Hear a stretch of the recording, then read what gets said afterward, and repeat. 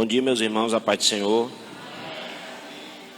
Queria que a gente abrisse a Bíblia lá no livro de 2 Samuel, capítulo 24, a partir do verso 22.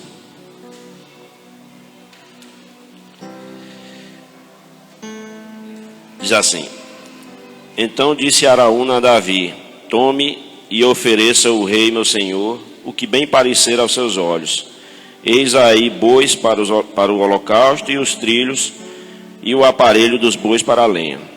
Tudo isto deu Araúna ao rei. Disse mais Araúna ao rei: O Senhor teu Deus tome prazer em ti. Porém, o rei disse a Araúna: Não, mas por preço justo tu comprarei, porque não oferecerei ao Senhor meu Deus holocausto que não me custem nada.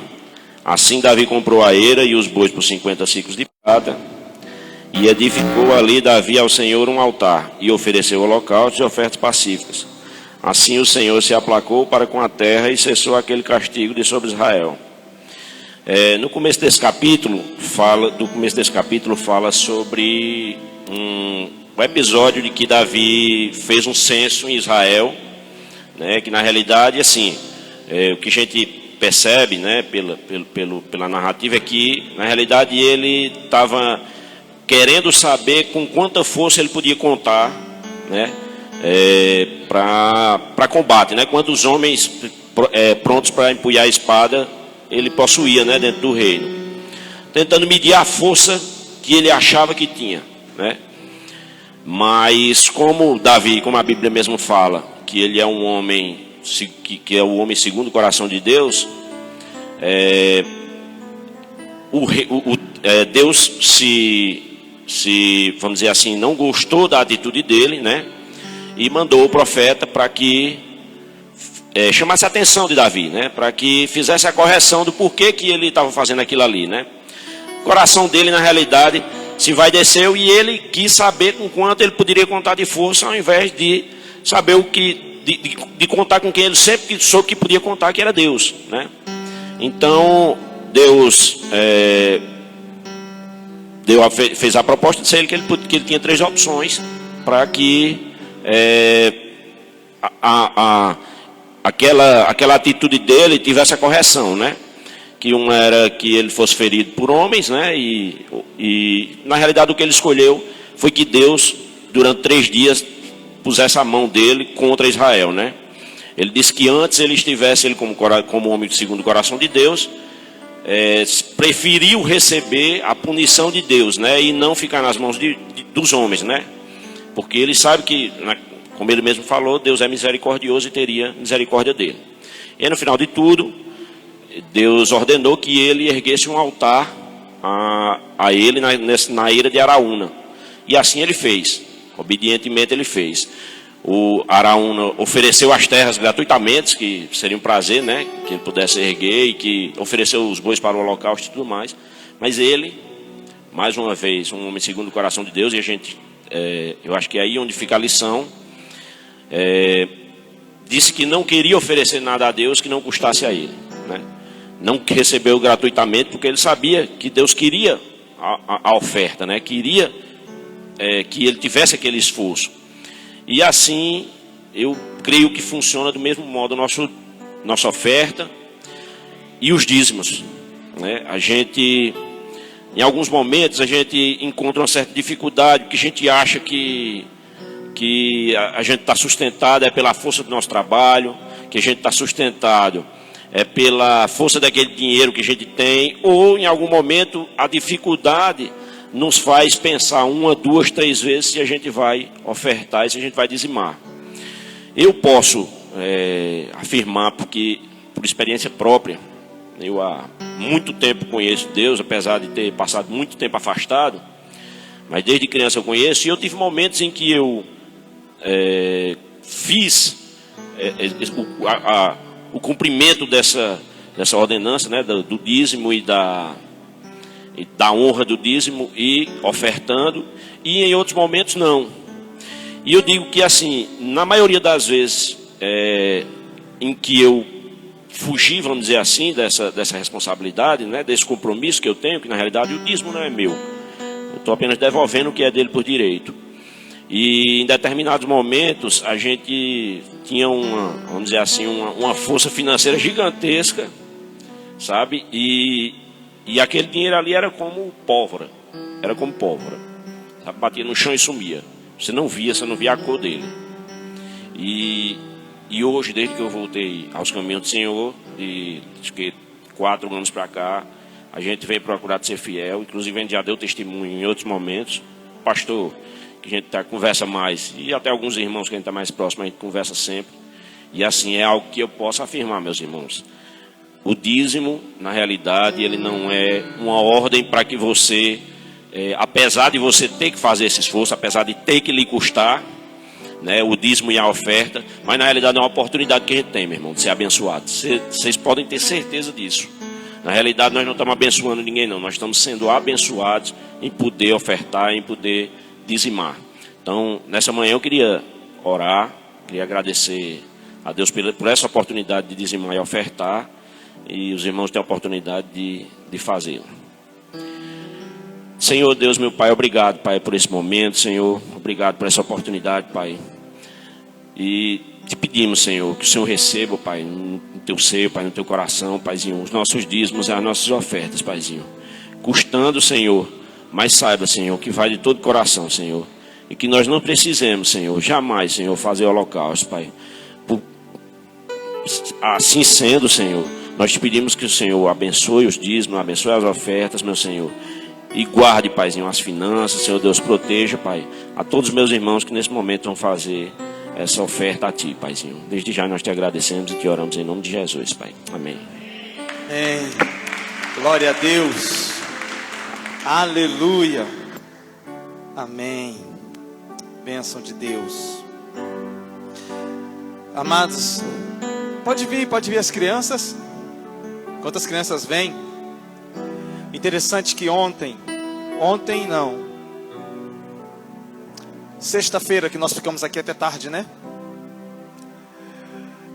Uma ovelha nossa de fora da Europa, ela está dizendo, ela diz: pastor, aqui está a crise, o euro está desvalorizando, a libra desvalorizando, eu estou aqui no meio desse, e eu preciso cumprir com o meu compromisso com o Senhor, e eu preciso cumprir com os dízimos. Aí eu falei, o compromisso com o Senhor é com o Senhor, não é comigo. E enquanto isso, deixa as crianças se aproximarem, né? E ela disse assim: eu tenho compromissos. Ela fala francês, inglês e português, e ela se esforçando para falar o português. E ela disse assim: mas no começo do mês eu fui surpreendido com uma demissão do meu serviço aqui. E eu falei: Deus, mas eu fui demitida, e eu preciso cumprir, eu tenho igrejas do Brasil a honrar. Irmãos, e você pensa, uma libra, já chegou a época dela ajudar, que uma libra estava dando R$8. Então, imagina, folgava para que a gente pudesse ajudar mais missionários aqui e tal. Uma pessoa que oferta 200 libras, por aí. E aí ela disse: mas pastor, sabe o que aconteceu? Preste bem atenção. Em 2 dias, a empresa que me mandou embora, o outro setor dessa mesma empresa me chamou para eu trabalhar menos e ganhar mais. Pode aplaudir.